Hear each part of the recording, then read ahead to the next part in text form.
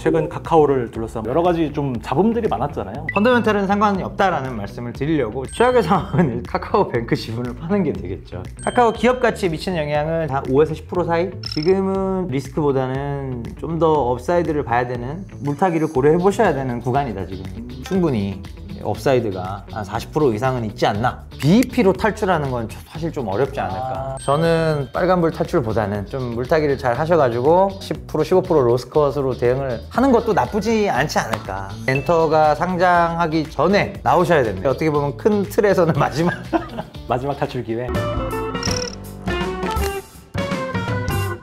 네, 현대차증권의 김현영 연구원님 모시고 얘기 나눠보겠습니다. 안녕하세요. 네, 안녕하십니까. 네, 오늘은 그 네카오, 그 중에서도 이제 카카오 위주로 한번 좀 얘기를 해보려고 하는데, 방송 준비할 때까지만 해도 카카오 주가가 너무 많이 빠져서 이거 좀 어떻게 하면 좋을까 이런 걱정이 많았는데, 방송일 기준으로 좀 최근에 많이 반등을 했어요. 최근 카카오를 둘러싼 뭐 여러 가지 이슈부터 이 반등세가 과연 언제까지 지속이 될 수 있을까, 뭐 이런 내용 위주로 오늘 얘기를 해보면 어떨까 싶긴 합니다. 일단은 최근에 카카오 이슈부터 좀 다뤄봐야 될 것 같아요. 뭐 여러 가지 좀 잡음들이 많았잖아요. 이런 카카오를 둘러싼 이슈들이 카카오의 펀더멘탈에 어떤 영향을 미치게 될지가 궁금하거든요.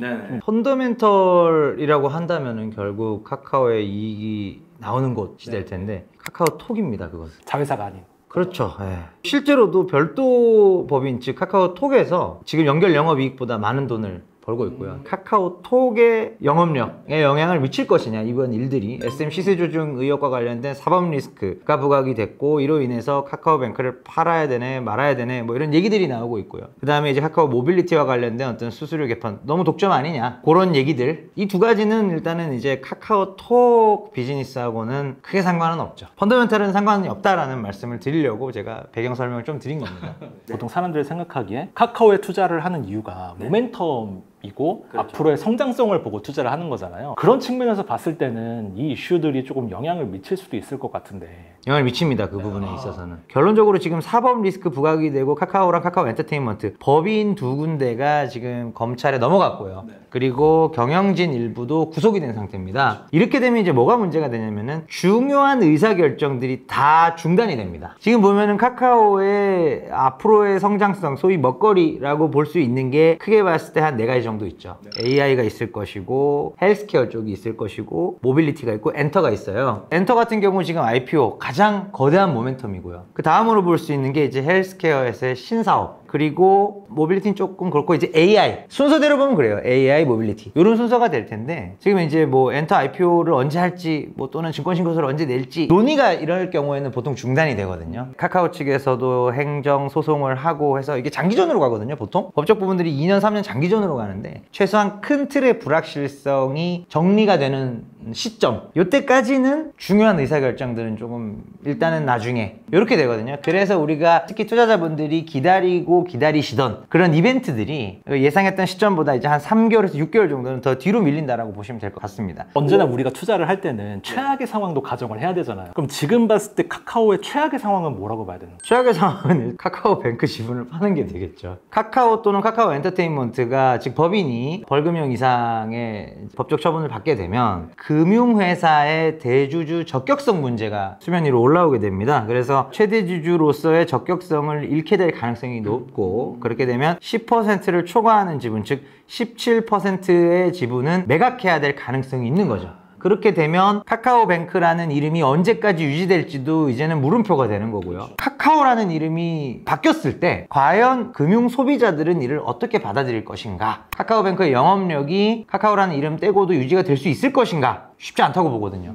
그러면 이제 최악의 상황이 카카오뱅크 지분을 매각하고, 또 하나 모빌리티 쪽에서도 뭔가 또 규제가 생길 가능성. 모빌리티는 뭐 최악의 상황하고는 거리가 좀 있고요. 왜냐면 이제 어차피 지금 택시 수수료라는 게, 그러니까 앱호출량의 90% 이상을 점유하는 사실상의 독점 사업자거든요. 카카오 모빌리티 입장에서 본다면 우리나라 전체에 있는 택시가 한 25만 대 정도 됩니다. 카카오가 얼마나 많이 점유를 하고 있느냐, 25만 들어간 데 중에 법인 택시가 한 10만 대였던 것 같아요. 카카오 택시가 지금 이제 티블루가 한 4만 몇천 대 정도 이제 올라왔거든요. 그렇게 보면은 이제 시장 점유율은 한 35% 수준이고요. 근데 이제 앱 호출로 부르는 경우에는 이제 카카오가 워낙 독점적인 점유율을 가져가고 있으니 이게 문제가 있다. 이렇게 이제 얘기를 하는 거고요. 이제 카카오는 그런 부분들을 미리 이제 대응을 하기 위해서 수익을 좀 다변화하는 작업들을 몇 년 전부터 해왔어요. 카카오 모빌리티가 제일 먼저 했던 작업이 그래서 주차 사업입니다. 지난 2분기부터는 주차가 분기 단위 매출에서 대리를 처음으로 넘었어요. 그래서 이제 카카오가 매출원이 다변화되고 이익 체력이 좋아지면 카카오 택시 쪽의 수수료를 조금 시장 눈높이에 맞게 조정할 만한 그 공간이 생기거든요. 그런 것들이 있기 때문에 저는 모빌리티 쪽은 크게 그러니까 뱅크 쪽하고는 결이 완전히 달라요. 그러면은 이제 최악의 상황은 이제 카카오뱅크의 매각을 가져간다고 하면 카카오 목표 주가에도 좀 변화가 생길 수 있나요? 영향은 있습니다. 왜냐하면 이제 카카오뱅크 지분 27%를 보유하고 있기 때문에 지분법 이익으로 들어옵니다. 카뱅이 당기순이익이 워낙 커서 한 20% 정도 차지를 했었다. 전체 카카오 이익에서. 전체 카카오 당기순이익에서 한 20% 차지를 했었다라고 보더라도 그게 떨어져 나가면 밸류에이션 상으로는 한 7% 정도가 내려갈 만한 요소인 거죠. 지금 목표 주가에서. 목표 주가에서요. 그럼 40% 비중이라고 쳐도 한 8% 정도. 그러니까 맥스 10%예요. 카카오 기업 가치에 미치는 영향은 제가 봤을 때는 이익적인 측면에서 그 밸류에이션에 미칠 영향은 이제 한 5에서 10% 사이? 요 정도라고 보여지고요. 카카오뱅크가 팔게 되면 카카오 전체 생태계에도 좀 문제가 생길 수 있는 거 아니냐? 이렇게 보실 수도 있는데 그거는 그렇진 않아요. 왜냐면 생각해 보시면 카카오뱅크하고 카카오톡 앱하고 유기적인 시너지가 없어요. 카카오뱅크 앱에서도 카카오 앱으로 연동이 당연히 안 되어 있고요. 그래서 시너지가 사실상 그렇게 크진 않습니다. 정리하자면 지금 카카오를 둘러싸고 있는 뭐 여러 가지 리스크들이 최악의 상황을 가정한다고 해도 지금 카카오 목표가에 미치는 영향은 5에서 많아야 10% 정도? 그렇죠. 카뱅을 파는 상황까지 내몰린다. 그렇게 보면은 이제 맥스 10%? 이 정도가 되겠죠. PER이 지금 그래도 많이 빠져서 30배까지 내려온 상황이기 때문에 지금은 리스크보다는 좀 더 업사이드를 봐야 되는,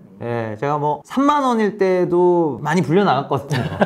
근데 이게 3만 원일 때도 저는 물어보시면은 포지션이 없으면 사셔도 된다. 있으시면 지금 저점인지 모르겠지만 물타기를 고려해 보셔야 되는 구간이다 지금이. 그렇게 말씀은 조심스럽게 드렸는데 다행히 주가가 지금 조금 반등을 하고 있는 그런 상황이죠. 방송이 나갈 때쯤이면 이제 실적이 나왔을 시점일 텐데 네네. 일단은 3분기 실적 어떻게 예상하세요? 실적이 잘 나온 네이버와는 다르게 카카오는 실적은 조금 못 나올 것 같아요. 왜냐면은 일단 영업이익으로는 한 1,300억에서 1,400억 정도 보고 있고요. 작년 동기 대비 조금 빠지는 수준? 많이는 아니고요. 아니 SM까지 그 돈 잘 버는 SM까지 그 인수를 해놓고 그러게요. 연결로 들어오는데 왜 감익이냐? 일단은 구조조정이 있었습니다. 카카오 엔터프라이즈라는 법인, 클라우드 IDC 하는 법인이고요. 거기랑 카카오 엔터테인먼트 잘 아시는 그곳, 그 두 군데에서 이제 좀 인력 구조조정을 포함한 전반적인 구조조정이 발생을 했고 퇴직금을 포함한 구조조정 비용이 한 250억 가량 발생을 하면서 감익으로. 근데 이제 그 비용 빼고 보면 이제 그만큼 늘었다고 볼 수도 있긴 한데 뭐 어찌됐건 이제 그 구조조정도 카카오가 내몰린 상황 중에 하나이기 때문에 일단은 이익적인 측면에서는 조금 실망스러울 것으로 예상을 하고 있습니다. 또 이제 코어 비즈니스인 이제 톡비즈 쪽이 아무래도 광고가 많이 부진하잖아요 지금. 이번 뭐 네이버 실적에서도 나왔지만 검색은 오히려 한 3-4% 성장했는데 카카오는 검색이 없잖아요. 디스플레이 광고 쪽이 중요한데 네이버도 디스플레이 광고가 또 두 자릿수 감소했거든요.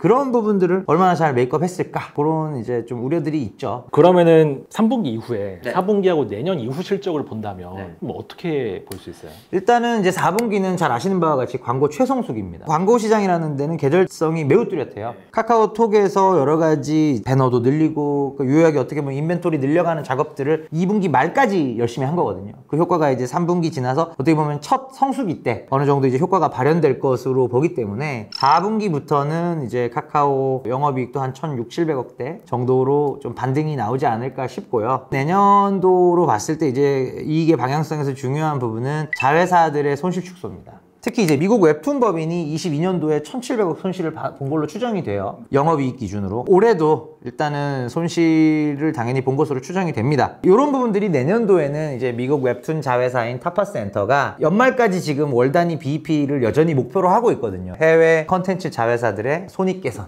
이게 이제 내년도 실적 방향성을 보실 때 중요하게 보셔야 될 포인트입니다. 카카오의 주요 캐시카우라고 하면 또 광고 수익일 텐데 네. 뭐 올해야 뭐 워낙 시장이 부진했으니까. 근데 광고는 사실 경기하고 되게 밀접하잖아요. 그래서 내년에도 광고가 그렇게 막 썩 좋아질 것 같진 않은데. 그렇죠. 썩 좋아질 것 같진 않아요. 광고 시장의 어떤 공격적인 성장 재개 이 부분을 기대하기는 어렵고요. 그걸 알고 있기 때문에 카카오도 광고 경기에 둔감한 매출로 전환을 시키려고 하는 거죠. 예를 들면은 카카오톡에 들어가는 그 비즈보드 배너 광고에 의존하는 게 아니라 톡채널 쪽은 뭐 만 명, 수십만 명의 어떤 고객 포트폴리오들이 뭉쳐있기 때문에 그들이 이제 십시일반 본인들 사업 영위를 위해서 필요한 메시징 사업, 푸시톡이 오잖아요. 그거 이제 다 이제 유료로 기업들로부터 돈을 받는 거거든요. 그 비즈니스가 사실은 경기에 전혀 민감하지 않죠. 그러면은 전반적으로 내년 실적은 올해보다는 조금 나아진다고 봐야 되나요? 그렇다고 볼 수 있죠. 기계적으로 보면 일단 올 1분기 때 SM이 안 들어갔어요. 네네. 내년에는 4개 분기가 다 들어가니까 한 개 분기치가 일단 늘어나는 요소가 일단은 첫 번째이고, 광고 경기가 올해 이제 바닥 찍고 조금이라도 이제 좋아지는 부분들이 있을 것이고, 매출을 좀 많이 다변화시키는 그런 노력들을 했기 때문에 그러니까 톡비즈의 개선, 그 다음에 미국 웹툰 자회사의 적자 축소, SM의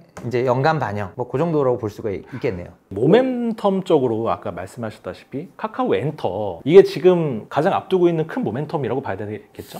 카카오 엔터가 물론 지금 예상하기는 어렵겠지만 네네. 언제쯤 상장할 것으로 예상이 되시고 예상되는 기업 가치는 어느 정도로 보시는지. 엔터가 한 그래도 내년 정도에는 상장을 추진해야 되지 않을까 그런 생각은 있고요. 왜냐면 이미 이제 1차 처음에 들어왔던 투자자들은 처음 투자했을 때 조달했던 금융에 대해서 차환을 한 상태고, 그러니까 IPO로부터 결코 느긋한 상황은 아니에요. 기업 가치는 일단 저는 프리밸류가 20조예요. 그러니까 20조 밑에서는 아마 IPO를 하기가 어려울 겁니다. 여기 전제는 이제 엔터와 피코마를 합한 전체 엔터테인먼트 사업을 기준으로 이제 밸류를 말씀드린 거고요. 프리밸류가 20조. 그럼 IPO 밸류는 당연히 이제 20조보다는 위가 돼야 마땅하고, 예를 들면 한 23조, 23조 이 정도가 되지 않을까 싶습니다. 엔터와 피코마를 합쳤을 때 그 정도라는 거죠? 네, 맞습니다. 둘을 합쳤을 때 기업 가치가 20조에서 25조 이상 나올 수 있는 근거는 뭐예요? 일단은 둘을 합쳤을 때 2024년 내년 기준으로 영업이익이 한 4천억 좀 안 됩니다. 영업이익이 한 6, 70배는 기본적으로 일단 주셔야 23, 4조가 나오고요. 어떻게 보면 카카오 엔터가 고민이 많을 것 같아요. 지금 상황에서 펄을 한 7, 80배 달라고 하기도 그렇고, 그렇다고 뭐 하늘에서 갑자기 이익이 뚝 떨어지는 상황도 아니고, 또 마냥 IPO에 표정 관리하면서 뭐 계속 딜레이하기도 어려운 상황이고, 그래서 아마 이제 뭐 최적의 방안을 찾고 있지 않을까. 그래서 이제 미국 상장 얘기도 완전히 드랍이 안 된 걸로 제가 알고 있거든요. 그런 부분들도 아무래도 밸류에이션에 대한 고민이 있지 않을까 싶습니다. 만약에 카카오 엔터가 내년도에 20조 이상 밸류로 상장이 가능하다고 하면 네. 일단은 첫 번째, 장이 좋거나 장이 좋아서 밸류를 되게 높게 받을 수 있거나, 아니면 두 번째, 내년에 실적이 정말 드라마틱하게 개선이 돼서 20조 이상 밸류를 줘도 아깝지 않거나, 둘 중 하나여야 되지 않을까요? 장이 좋아지는 게 빠를 것 같은데. 아, 그래요? 네. 내년에 당장 내리진 않겠죠. 이제 올리는 게 거의 끝났고. 근데 이제 장이 좋아지는 걸 바라는 게 빠를 것 같습니다. 실적은 일단은 그 미국 웹툰 자회사를 빼면은 다 돈을 벌어요. 돈을 잘 버는데, 이게 막 웹툰도 지금 막 고속 성장하는 단계는 좀 지났거든요. 그렇기 때문에 이익이 드라마틱하게 늘어나기는 사실 녹록지 않아 보인다. 그러니까 20% 수준의 성장은 나와요. 근데 이게 작년에 3천억 벌었던 게 올해 갑자기 뭐 5천억, 6천억, 이 그림은